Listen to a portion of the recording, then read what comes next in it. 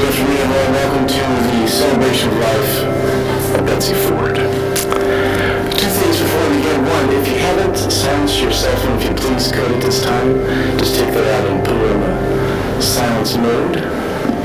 Thank you for that. Also, if you did not get a chance to sign the register, I recommend we'll do the situation afterward. So thank you. And for those who kept if you're using the Zach skills that you had test, we just saw me sign it. Just take that out and put it wonderful. Way to go. I appreciate that. But third, if you did not get a chance to sign the register, you just celebrate the life of Betsy Ford.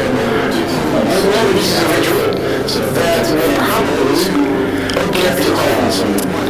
At the 25 years of funerals is when people are the most vulnerable and probably most crucial happens in one single set.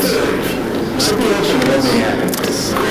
So stories going to be told, and memories going to come. You're going to hear about Betsy. It'll be about something in life. Because right now, in the moment of grief, your souls are closed. Funerals, as well as my moments, things happen. Most crucial happens. We're saying a lot about the wonderful things about Betsy.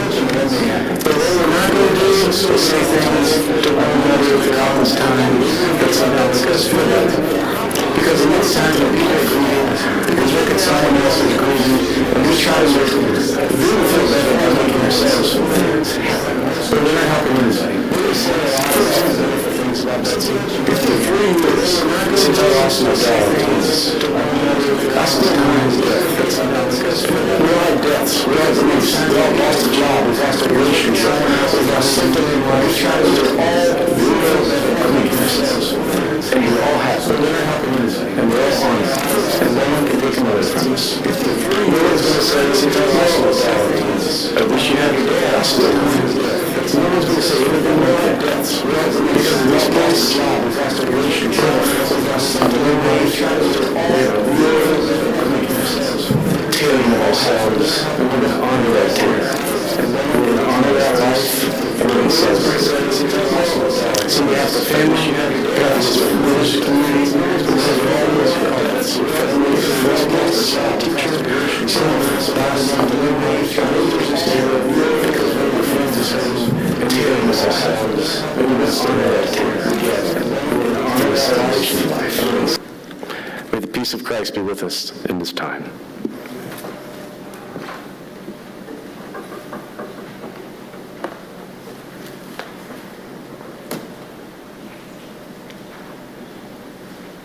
Thank you, Travis.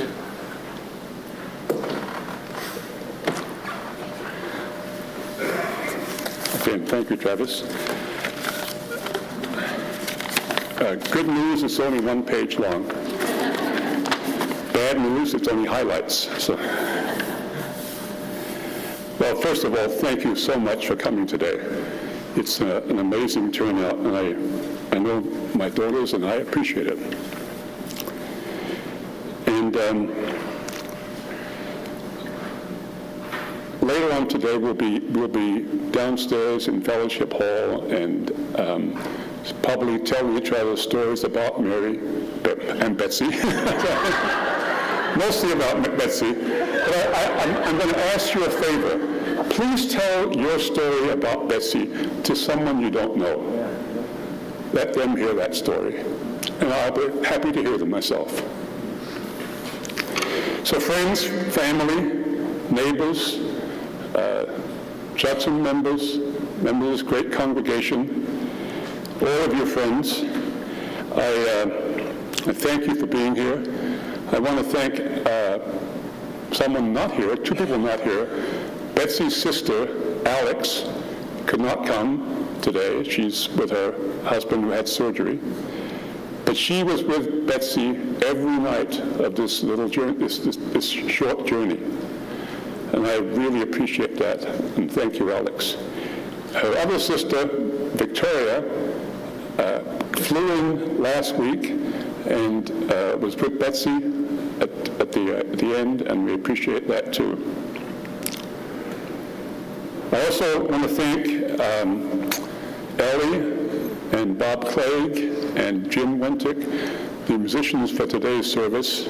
You'll hear them. I really appreciate their helping us out today. I also really want to express my thanks to this congregation.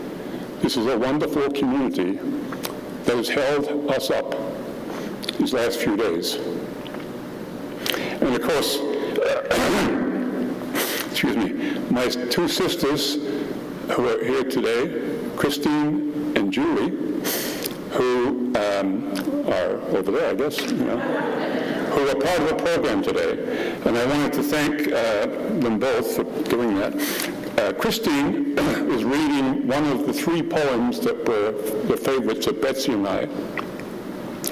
And Julie had the charge from Betsy. While Betsy was lying in her bed, she said she wanted Julie to come here and lighten the mood a bit. So, and then finally to Emily. Emily Wiltshire-Palmer is not on the program, but she is speaking. I thought of her just Thursday night. I was looking through notes that were sent to us by various teachers, and it occurred to me we have no teacher involved in the program. So we called out to her, and she agreed to come. Well, she was coming anyway, but she agreed to speak to us today. So thanks to them. I also really want to thank Pastor Travis. He's a great friend, and he has been so much support for me and Victoria and Mary these last few weeks. Travis, thank you. You've been a true presence for me. And last of all, not quite last, but the Blumenthals. There's some Blumenthals over here. They're considered our family. Betsy and I were married a little over 58 years ago. We moved into an apartment building, and within a week, we'd made friends with the Blumenthals. And they have been friends ever since. Karen has passed away, unfortunately, but Bruce is still here, my best friend. And Betsy and I were at the birth of their children, and they were at the birth of our children. And I just want to acknowledge that you are, as you well know, you are part of our family. Then lastly, I got to thank my two daughters, Victoria and Mary.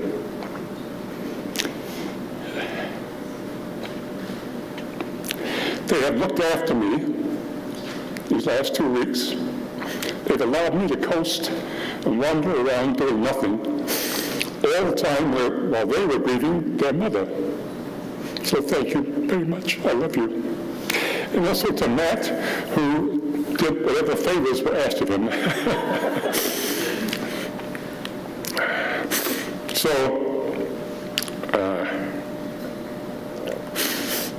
later on today, you'll see downstairs pictures of Betsy, pictures of a young, beautiful woman that I married, and pictures through the years of us. Some of them involve me with her, and you're liable to say, boy, was he fat. And that's okay, but I want you to then add, he's pretty good now. But it's about Betsy, isn't it? Not me. I loved her so much. She was my partner, my lover, the mother of my children, my teacher, my friend, my best friend, my supporter, and a model for how to live. She was a wonderful mother of Mary and Victoria. Excuse me. Great time to have an allergy, isn't it? She and I were both in awe of our two daughters, of the women they have become. Amazing women, both of them. So it all began 58 and a half years ago. I worked for Betsy's aunt. She was my boss at Honeywell. And Betsy was just finishing her junior year. I didn't know her. And her aunt decided that Betsy should have a summer fling. Absolutely true. And I was just out of the Army, kind of rakish, and so I was asked to be that fling. 6 days later, we were engaged. And the aunt was upset. She was just looking for a fling. But she came to be fine with it, and in fact hosted our wedding. Those 6 days of dates are an absolute blur to me. But I know in the last of those 6 days, she and I had gone to a restaurant and then gone somewhere else and gone somewhere else. And we spent the whole night together at various restaurants and bars. As they closed, we moved to the next one. Finally, it was Perkins. It was all night. And somewhere in there, I told her I loved her. And then I said to her, knowing it's only been 6 days, I said, but I haven't got the right to ask you to marry me. She told me later on that her thoughts were, that's what you think, Buster. And that night I did ask her. And I'm so glad I did. As I said before, I loved her dearly. We were a great partnership, at least for me. We talked and talked about our children, about politics, about art, her garden, reading, friends, places we've been, places we might go in the future, and poetry. And pretty much every day of our lives, every morning of our lives, she read me a poem, or I read a poem to her. Mostly she read to me.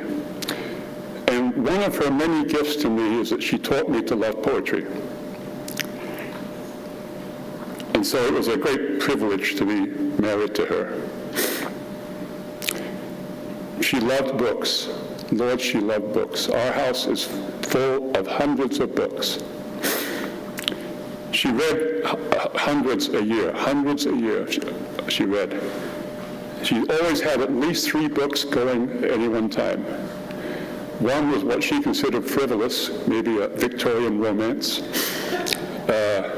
something more literate, literary fiction, or a mystery, and then something deep. I kid you not, really, really deep, like Zen Buddhism, the history of Christianity, quantum mechanics. She was amazing. She was amazing, and I loved her passionately. She was passionate, too, about her kids, her students in school. She was very passionate about the education they deserved. And she would not accept any obstacle to their having the chance for success. If they needed more resources, she went out and bought them. If they needed extra assistance, she found it for them. If there was some rule coming out of the school board headquarters that she thought was silly and got in the way, she ignored it, and or found a way around it. But she simply would brook no obstacle to her kids' success. They deserved nothing less. So,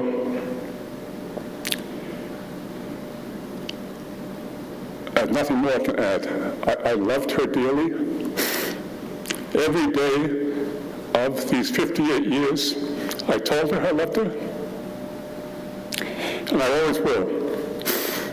I love you and I miss you. Thank you.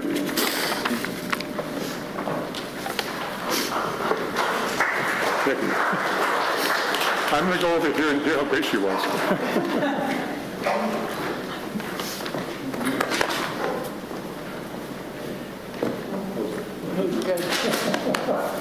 Maybe a shoulder.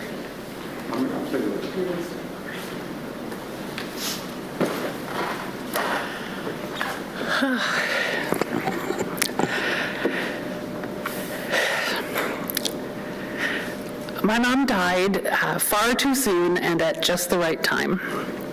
I know you all knew and loved her, but I want to share a little bit more about who our mom was and why so many of us will miss her so terribly.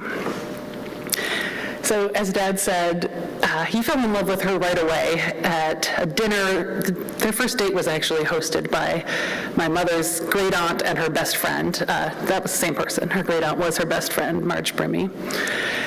So Dad fell in love right away, but Mom was less enthusiastic. She was sort of dragged into this date by my Aunt Margie. And so she spent the majority of the date, as many of you will not be surprised to hear, in the kitchen reading, ignoring my dad. But, like Dad said, much to Aunt Margie's horror, by the end of the week, what Aunt Margie had envisioned as a summer fling had become an engagement, and then 3 months later, Aunt Margie and Uncle Bill hosted their wedding. And Mom died 58 years and 10 days after their wedding. So it comes as no surprise that Mom spent her first date with Dad reading. It was her great passion. But once she got to know him, they never stopped talking. They talked about everything all day, whenever they could, and they shared those conversations with us and with their dear friends, the Blumenthals. We had a rule in our family that when you came to dinner, you had to bring something to talk about. Everybody, including I was the youngest, had to bring something. So we all brought an interesting topic for discussion. So she spent her life balancing the things she loved, a huge variety of books, as Dad said, conversations with Dad and with us, and then caring for the people she loved, who were legion. And as for work, she had a long and varied career. She began her work life as a computer programmer in the days of punched cards, and soon became jealous, though, of Dad's work, the good trouble that Dad was getting into in politics. So although she was the primary breadwinner, she quit her job with uncharacteristic lack of throwing all sense of financial responsibility to the wind.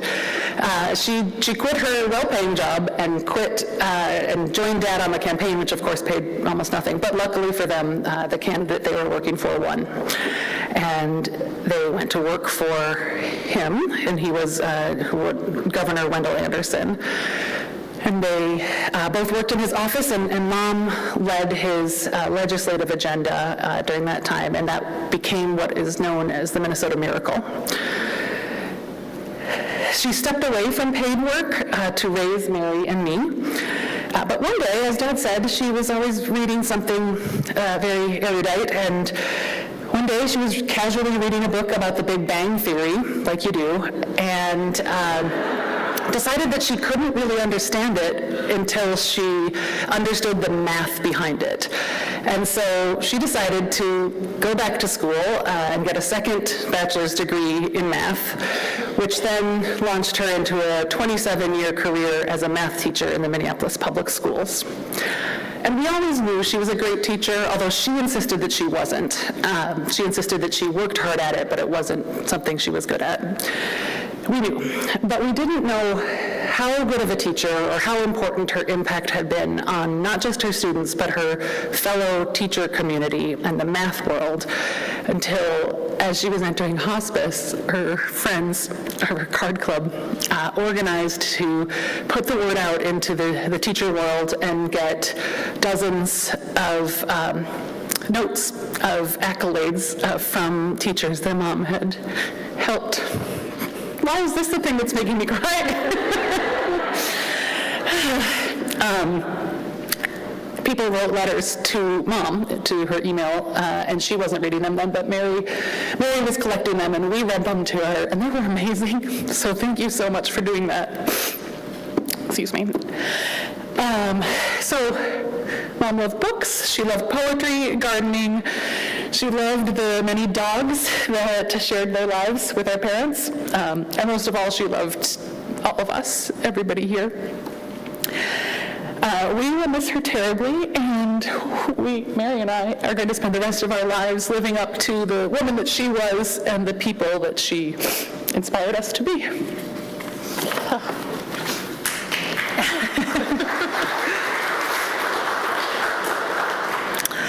This is a lifelong journey of remembrance that we're embarking on, but these first few steps are the hardest. I'm very grateful to be taking them, surrounded by the love in this room. Our mom did great good for the world, but perhaps the most important thing she did was to build this community. There's a lot I'd like to say, but it would never be enough, so I'm just going to say a bit now and then ask all of you to be in conversation with us about our mom and her legacy for the rest of our lives. I do want to explain a few aspects of the service today. You'll note that we've included several poems, and you've heard already about my mom's love of poetry. The poems you'll hear today are not poems that speak to grief or to transition, but they're poems that my mom loved and we love. We've shared literally thousands of poems as a family. In fact, what Mom wanted for Mother's Day every year was a poem. Not a poem we had written, but a poem by a real poet that we had found. So we hope you enjoy the eclectic little collection of poems we have for you today, and that you find many poems that speak to you throughout your lives. And I want to comment on the selection of hymns as well. When Tori and I were children, Mom sang us to sleep every night, and the two songs you'll hear today, Swing Low, Sweet Chariot, and Amazing Grace, were always included. Even when I thought I was too old for lullabies officially, I would tiptoe into my little sister's room to hear my mom sing these songs. I also want to explain the inclusion of our honorary pallbearers who began our service today. This was a very specific request from my mom.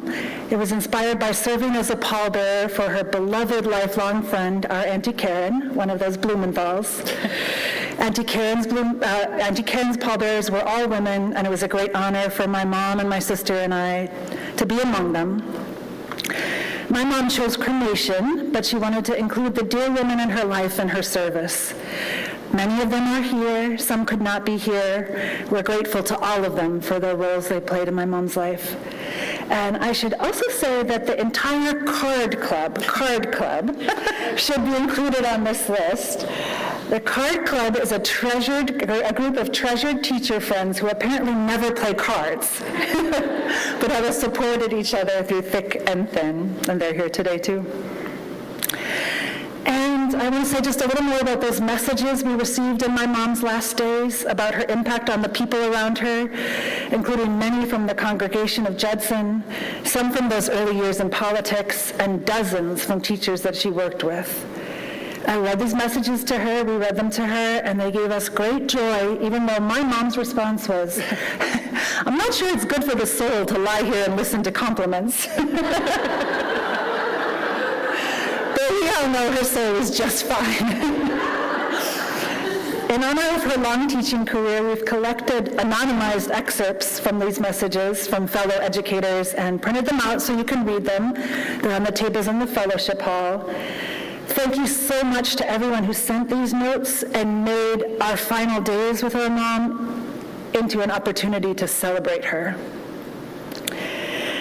And finally, I want to share that one of the last thoughts that Mom shared with us in the hospital was a reminder to follow the lead of the late civil rights icon, Congressman John Lewis, and get into good trouble.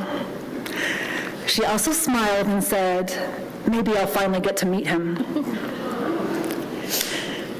Every night of our childhood, after Mom sang to us, she told us, sweet dreams. Over the past 15 years or so, Mom and I developed a habit of texting sweet dreams to each other every night, usually with a quick synopsis of our days. I will miss that so much. Sweet dreams, Mom. I promise to keep getting into good trouble. And now I have a poem for you. This is the one poem Mom wanted me to read to her in the hospital. And it speaks to the healing that she felt the world needs right now. This poem is called St. Francis and the Sow by Galway Kinnell.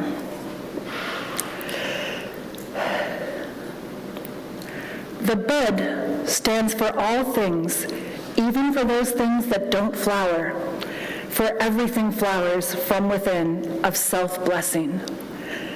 Though sometimes it is necessary to reteach a thing its loveliness, to put a hand on its brow of the flower and retell it in words and in touch, it is lovely, until it flowers again from within of self-blessing. As St. Francis put his head on the creased forehead of the sow and told her in words and in touch, blessings of earth on the sow, and the sow began remembering all down her thick length from the earthen snout, all the way through the fodder and slops to the spiritual curl of the tail.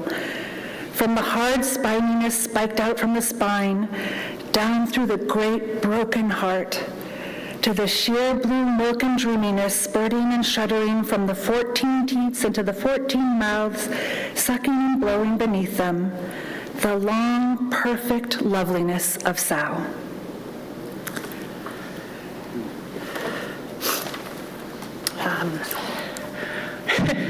And my father also asked for a particular poem to be included, and it's a sonnet, and I'm going to read it. It's Sonnet 29 from Shakespeare. When, in disgrace with fortune and men's eyes, I all alone beweep my outcast state, and trouble deaf heaven with my bootless cries, and look upon myself and curse my fate, wishing me like to one more rich in hope, featured like him with friends possessed, desiring this man's art and that man's scope, with what I most enjoy, contented least. Yet in these thoughts myself almost despising, happily I think on thee, and then my state, like to the lark at break of day arising from sullen earth, sings hymns at heaven's gate. For thy sweet love remembered such wealth brings, that then I scorn to change my state with kings.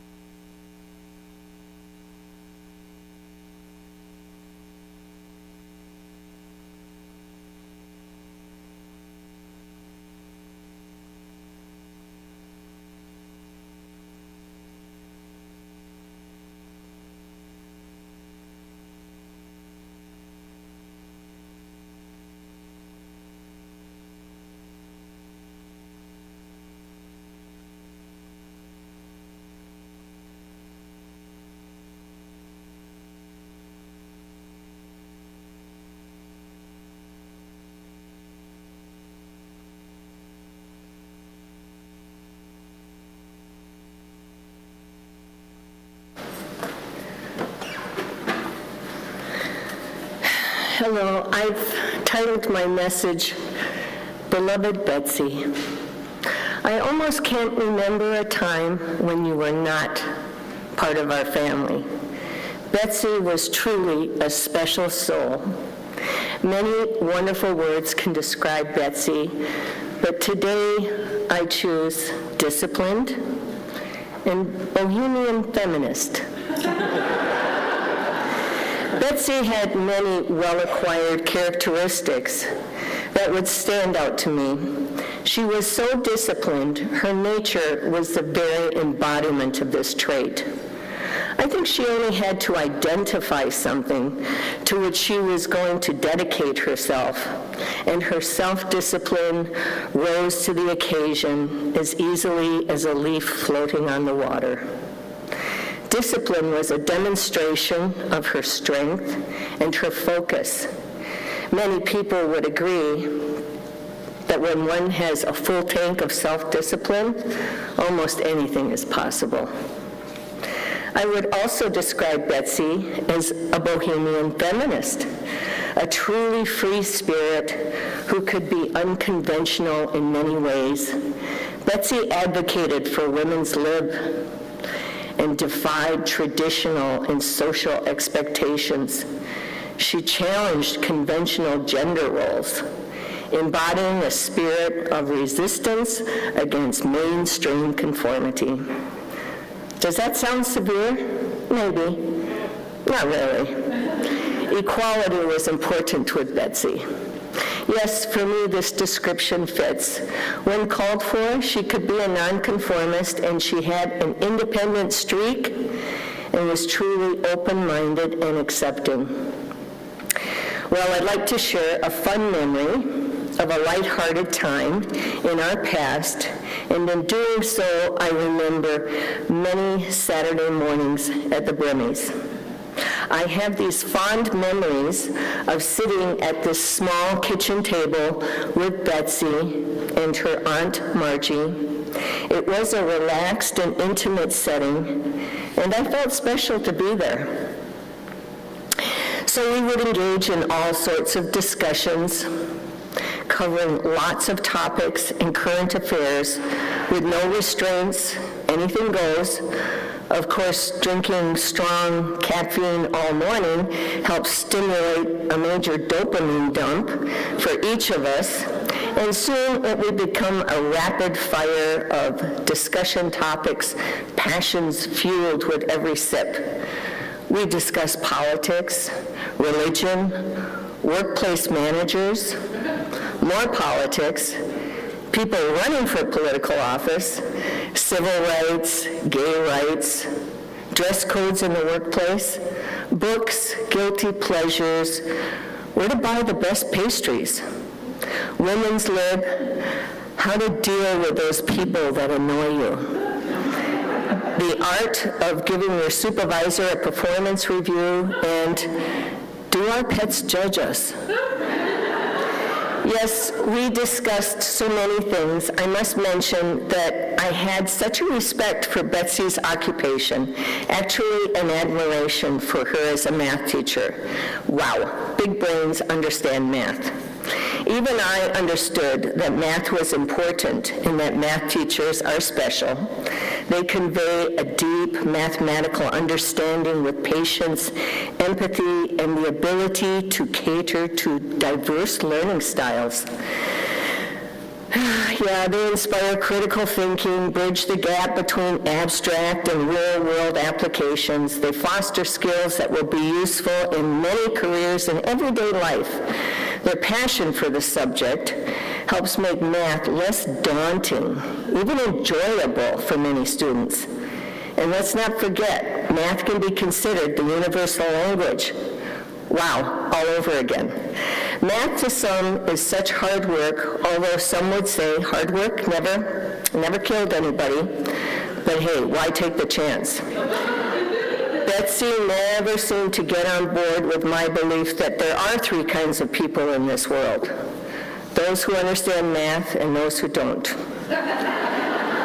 Yes, We discussed and we debated a wide range of topics while sipping our coffee, smoking our cigarettes, and attempting to solve many of the world's problems. And finally, what really matters in life? These are profound questions that require thoughtful reflection. Reflecting on what matters in life leads me to believe that not only did Betsy live a meaningful life, but I was grateful to have been in her orbit. I feel sure that in our lives, we are given some help along the way, along our own journey. You know, someone who provides wisdom, support, and guidance. Someone who positively influences your life, who has the ability to affect your thoughts, your emotions, and your behaviors. It's a privilege to be in the same orbit with these very special souls. Indeed, Betsy, we have all been privileged to be in your orbit. With love.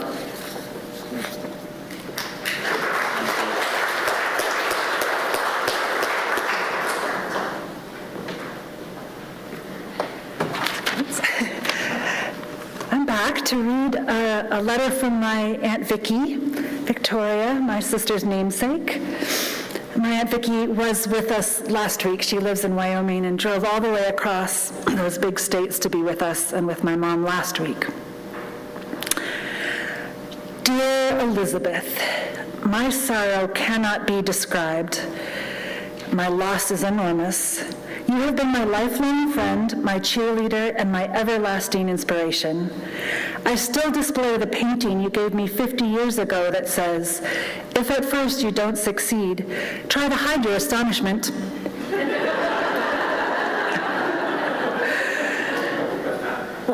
You are a scholar, so much so that I was able to sail through school on your coattails. You are a woman of vast kindness. Our mother repeatedly said, "Betsy has a heart of gold." You are a loving, faithful, and loyal partner to your husband, Keith. You are an exceptional mother who has raised two brilliant and beautiful daughters who continue on in your image. I cannot believe you are gone. I'm thankful I was able to spend time with you before you decided to leave this world. Safe travels, and remember how much I love and admire you. Your sister, Victoria.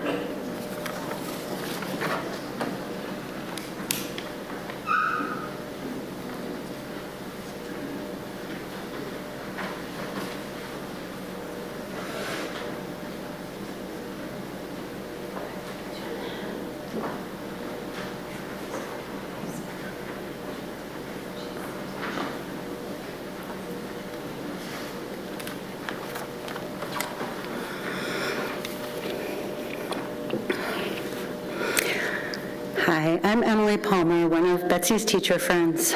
I'm representing a whole bunch of great folks today who taught with Betsy in Minneapolis, many of whom are here today to honor her.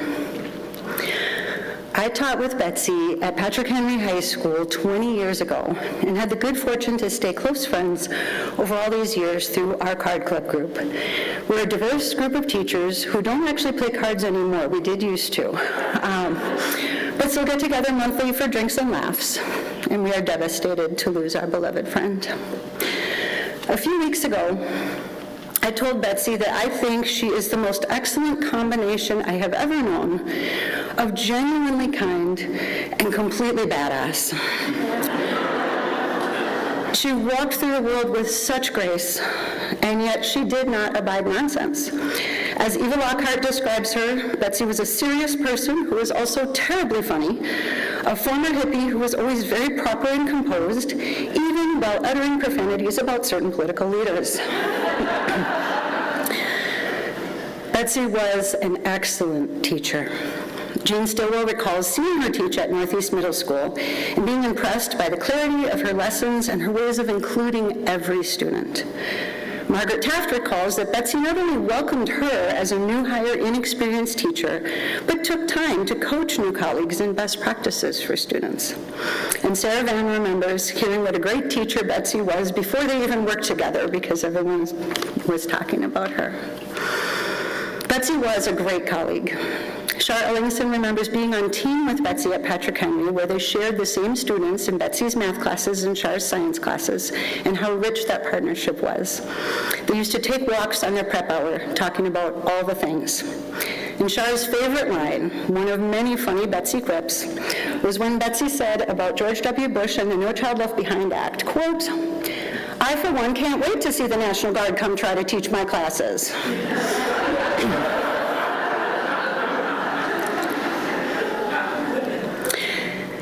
The day after the word went out that Betsy was moving to hospice, 2 of my current math teacher colleagues at Washburn High School came and told me separately that they had student taught with Betsy and gave her all the credit for the excellent teachers they had become.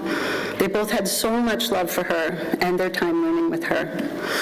Sarah Doty went on to share this, quote, "Betsy taught me to celebrate every success, no matter how big or small it was. She also showed me that it was okay to be upset sometimes. Going for a good cry on the hill outside Northeast Middle during her prep was one way she would let out the pain and frustration that all educators feel when we think we fall short. Betsy taught me that letting out the bad makes room for the joy, and the joy is why we teach." And Jean Dobson shared, "Betsy taught me how to teach. She taught me that relationships are the most important part, and she helped me foster the passion and compassion necessary to be a successful teacher. I remember the second day I was in her classroom, she looked at me in front of the full class and said, quote, 'Miss Dobson, we do not learn how to do something by simply observing. The only way to learn to do something is to do it. These students want to be mathematicians. They are doing it. If you want to be a teacher, come teach.' I was terrified, but guess what I learned how to do?" Betsy was a great friend to her coworkers. When Jean Stillwell's sister died, she recalls that Betsy paused a busy meeting to focus on Jean and tell a lovely story about Marty that was just a balm to her in that moment of grief. Betsy was always thoughtful like that. And Betsy was one to make things happen. Margaret Taft remembers being told at a faculty meeting at Northeast that moving to a block schedule was just not possible, given all the constraints of prep time, team meetings, student lunches, etc. But Betsy took up the challenge, and within days had mapped out an equitable schedule that no one else had even envisioned. Betsy always embraced a challenge, so we understood when she chose to leave Patrick Henry to teach new-to-country students at Wellstone International. Where there was need, there was Betsy. I remember visiting her there once and how much fun she was having figuring out how to teach math without using a lot of English. I have been really privileged to hear many great Betsy memories and reflections from colleagues over the last few weeks. Folks have said, Betsy was our guiding light. Betsy had the best laugh. She would just throw her head back when she laughed. Betsy's passion for math and students and communities and families and justice is A+ #1 amazing. We admired her integrity, her commitment to her students, and her willingness to try new things, if she deemed them worthy. She understood not only how to teach, but how to be in community with students. The special thing about Betsy is a solid core at her center that one could immediately connect with, an authenticity, sincerity, and genuine compassion that is rare. We loved that Betsy was a math teacher who loved literature. Ultimately, her empathy for students and her coworkers humanized an often stressful workplace. I think we all want to be like Betsy when we grow up. And she was really wise. Betsy's impact will be deep and lasting. As Shelley Milsner put it in her inimitable Shelley way, Betsy had the uncanny ability to pose questions that made you reconsider the tilt of your universal axis and whether or not that axis ought to exist in the first place. And it was Betsy's deep reverence and love of this life and humanity that made us feel safe enough to accept that perhaps how we choose to love might be the single most important decision of our lives. And she still calls upon us to demand a transformative ethic of love. So to Mary, Tori, and Keith, thank you for sharing her with us all. We are grateful that Betsy pulled Mary into Card Club and that she pulled Card Club into Tori's bookstore. And today we join you in lifting up this beautiful human whose imprint on her many colleagues and students will stay with us forever. Thank you.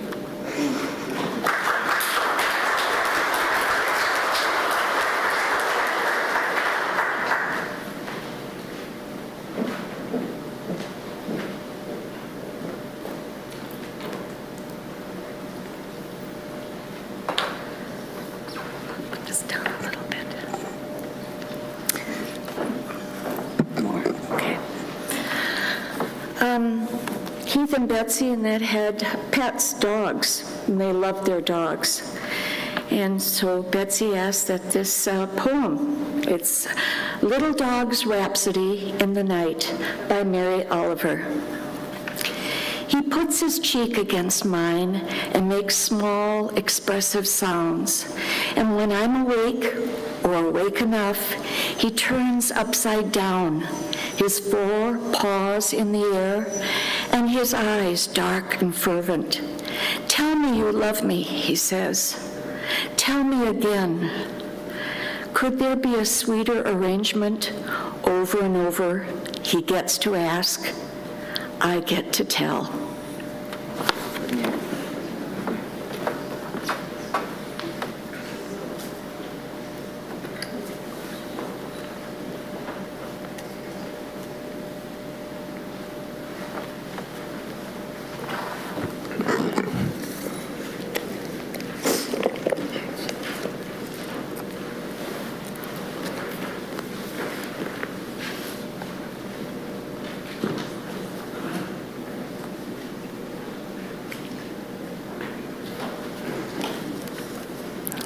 Mary, how are we doing on time?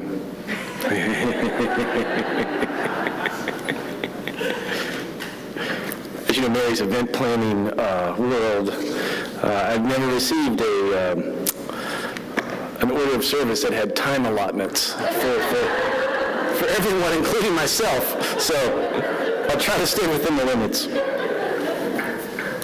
You know, normally, during COVID, a new practice started for me, which was to talk to the person dying and ask them, what do you want me to say about you? And I've only got like 3 or 4 ideas ahead, and I'll offer 3 or 4 ideas and say, which one do you want me to speak about? You get first refusal. And people have been pretty adamant about it. I want you to say that and not that, this, not that. We didn't get that with Betsy. You know, it happened way too soon. But it was during a conversation that I thought, well, I think she was speaking to that. That poem, St. Francis and de Sales, is one of my favorites. And let's just speak for a few moments on that poem. The lesson is from Genesis, though. The Lord said to Abram, go from your country and your kindred and your father's house to the land I will show you. I will make you a great nation, and I will bless you, and make your name great, so that you will be a blessing.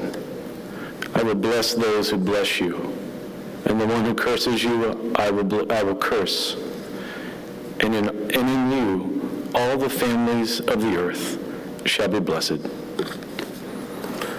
Lessons of reading. I want to say, I don't know how many of you heard. Well, you couldn't hear it. It was mouthed. You know, Emily Palmer referred to Betsy as a badass.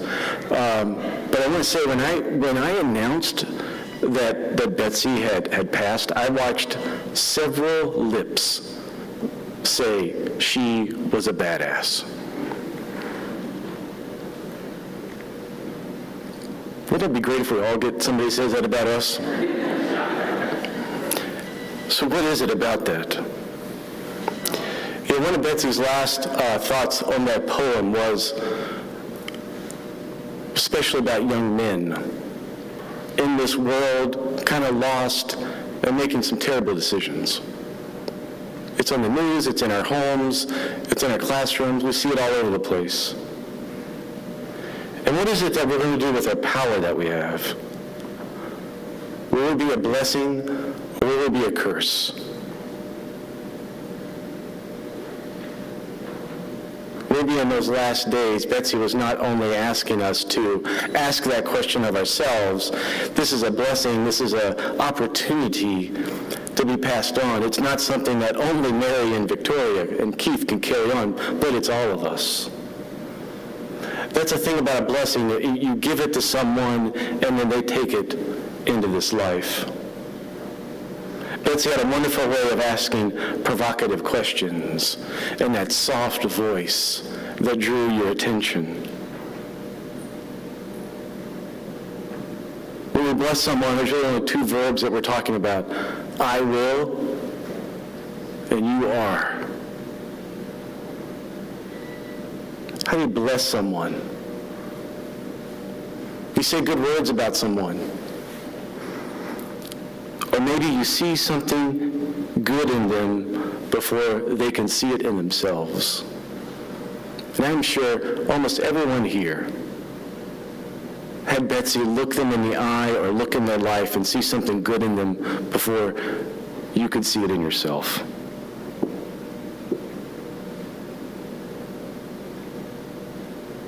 The wonderful poem says, though it is necessary sometimes to reteach a thing of its loveliness. You've all been comforted by these wonderful stories and written just heartfelt messages about her. You've shed tears, you've felt the love, and you've all been changed because she retaught us in so many ways the loveliness of who we are.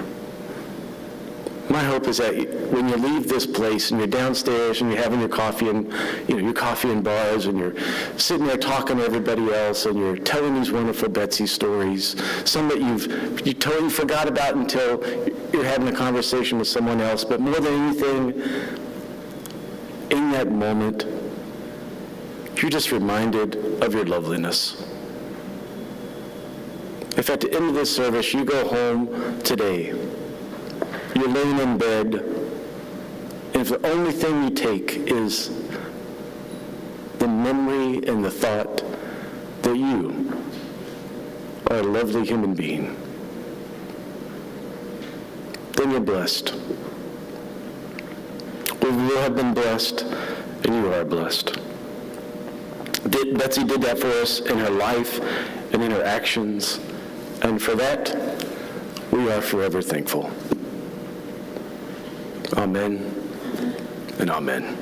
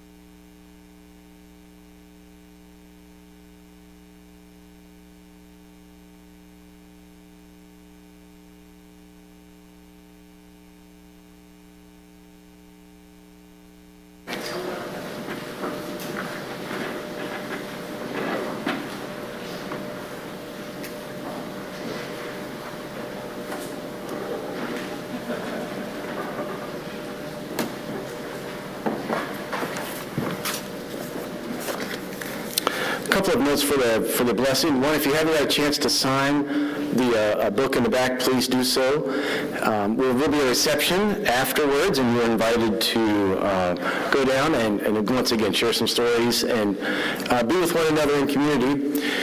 You know, we always have this idea, it's always going to work out really nice. If the family and, the guests and everybody will go down first, and then we'll all go down and greet them. It never works out that way, right? I mean, there's some of the family go down, and some kind of mingle, and then somebody reaches across the aisle and starts hugging, and it just creates a big glom of people. So we'll figure it out.